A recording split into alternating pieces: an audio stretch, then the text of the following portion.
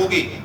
जब मैं पहली बार यहाँ आया था और यहाँ गांव के लोगों ने और क्षेत्र के मौजूद लोगों ने कहा कि यहाँ ये निर्माण होना चाहिए, उन्हीं के कहने पे निर्माण हुआ, ये पहल हुई।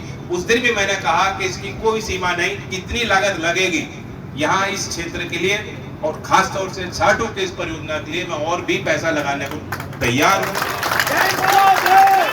मैं इतना ही कहूँगा। दो बात है, एक तो यहाँ सड़क की व्यवस्था है। पिछली बार भी जब मैं आया था आपने कहा कि यहाँ आना थोड़ा दुर्लभ है, पूरे गांव से निकल के बच्चे आते हैं। दूसरी बात, मैं गांव के लोगों से चाहता हूँ, मेरी इच्छा है कि अब जब ये चीज आबाद हो जाएगी और आसपास के पूरे क्षेत्र के खिलाड़ी आएंगे, मैं चाहूंगा कि गांव के लोग पहल करें कि इसका रखरखाव ठीक हो और पूरे उत्तर भारत में जो प्रतिष्ठित खिलाड़ी हैं या जो पूर्व खिलाड़ी हैं या जो कोच हैं, जैसे आज आपने वंशिका को बुला के सम्मानित किया है, ये एक हब बन जाए।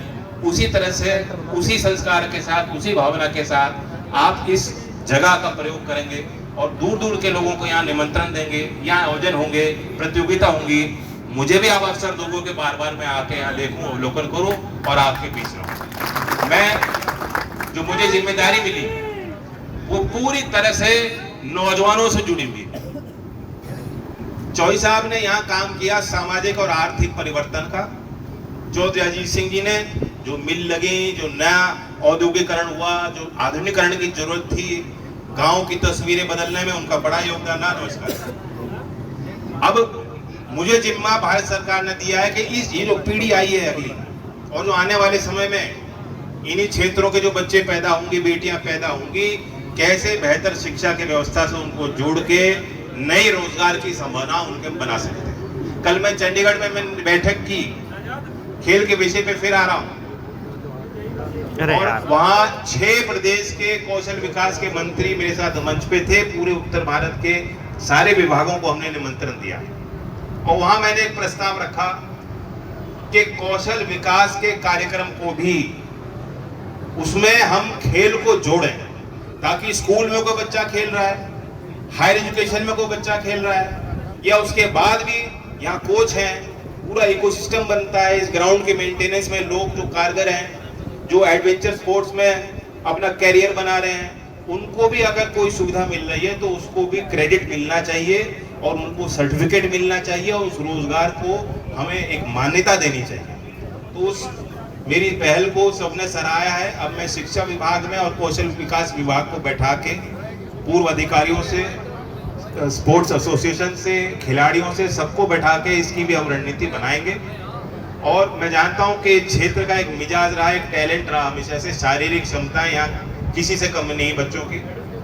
और बड़े पैमाने पे जब भी कोई सरकारी भर्ती होती है, विशेष तौर से फौज की भर्ती हो, बीएसएफ की हो, जो हमारे कैपेफ की हो, पुलिस की हो, तो यहाँ नौजवान बहुत रुचि लेते हैं और खूब तैयारी में जुटे रहते हैं। पिछले दिनों छपरौली में एनएसडीसी ने एक विशेष केंद्र खोला और उसके नतीजे अच्छे आने लगे हैं। वहाँ प्रशिक्षण हो रहा है, भर्ती के जो बच्चे तैयारी करते हैं उनको तकनीकी प्रशिक्षण, कोच की व्यवस्था और जिम की व्यवस्था और इसी प्रकार के ग्राउंड की व्यवस्था हमने बना के दी है।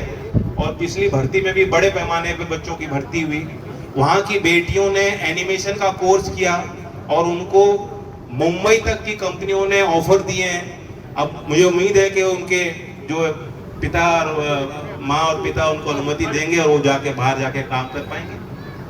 अभी एनएसडीसी ने एक और पहल की कि यहीं खरड़ मुजफ्फरनगर में भी, और आप लोगों ने, मैं नहीं जानता, छपरौली में जाके देखा कि नहीं, आप जाके देख लेना, उसी तर्ज पे भर्ती के लिए प्रशिक्षण केंद्र, विशेष केंद्र एनएसडीसी आने वाले दिनों में खरड़ मुजफ्फरनगर में भी बनाने जा रहा है। 1 करोड़ से ज्यादा की लागत लगेगी और मैं आपका उसमें साझा मानता हूं कि उस पे भी, इस परियोजना पे भी नजर रखना। कोई भी सुझाव हो आप मुझे दे दें। अब मैं इस अवसर पे, क्योंकि वर्षा भी होने जा रही है, फिर राज्यपाल जी के यहाँ भी मुझे जाना है और वह खुद तनाव में थे, यहाँ आपके बीच नहीं होने का, मैं तो जा रहा हूँ। तो मैं अभी खिलाड़ियों का भी सम्मान करूंगा और समिति के लोगों के साथ भी जो अवसर है बैठक, इसको ब्रांड तो करो, कोई किसी नाम से बेचो, गांव का नाम डाल दो, साटू ब्रांड। धन्यवाद।